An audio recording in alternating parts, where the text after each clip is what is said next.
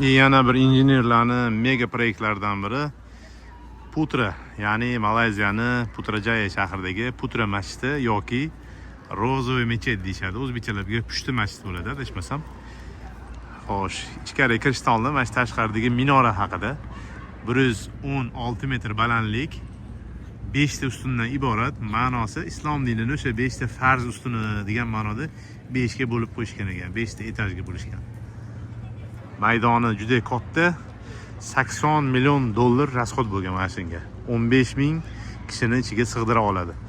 Xuddi shuncha podval tagida juda katta maydoni bor.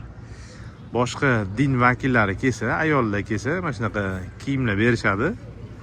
O'sha yerda ayollar mana kelib, kirib, islom diniga shu iliqlik ma'nosida yoki hech qanaqa qarshilik yo'q. Balkim ichkari kirganda shu qalbiga nur kirib, islom diniga ham bir iliqlik qoldirish ma'nosida boshqa din vakillariga ham kirishga ruxsat beriladi.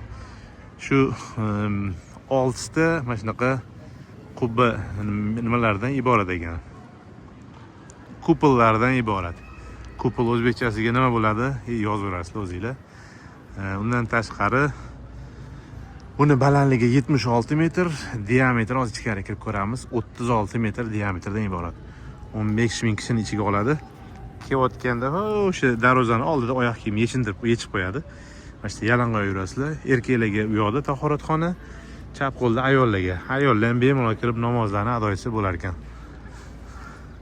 Masjid sun'iy yaratilgan, shu daryo ko'l yonida joylashgan. Mana shunaqa o'rtasida fontan ham oqib turibdi. Shart yoqib qo'yishgan fontanni.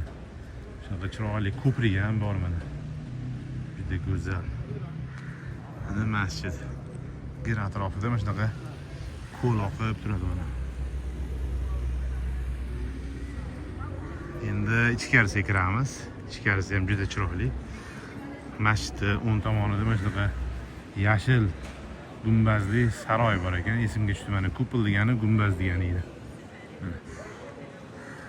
Ichkariga kirganda bizni mana shunaqa lyustralar kutib oladi. Undan tashqari mana juda katta gumbaz. Boya aytganimdek, balandligi 76, eniga diametri 36.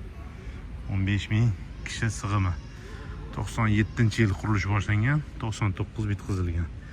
Mana shu o'rab qo'yilgan joyi, bu yerda ayollar namoz o'qiydi. Bu yerda erkaklar. Juma namozlari ham shu yerda o'qiladi.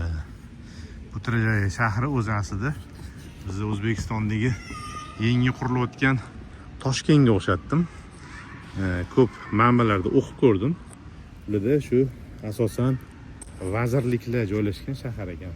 Administratsiyalar, vazirliklar, prezident dovonlari, shu qirollar nimalari hammasi shu joyda joylashgan ekan. Shu sababli shanba kunlari bu yerda jimjit bo'lar ekan bu shahar.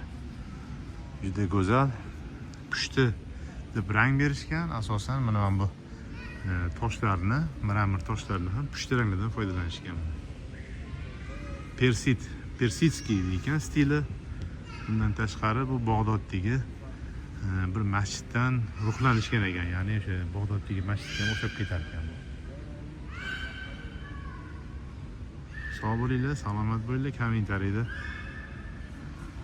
bizga ham nasib qilsin, amin deb yozib qo'ysanglar, biz ham duodamiz.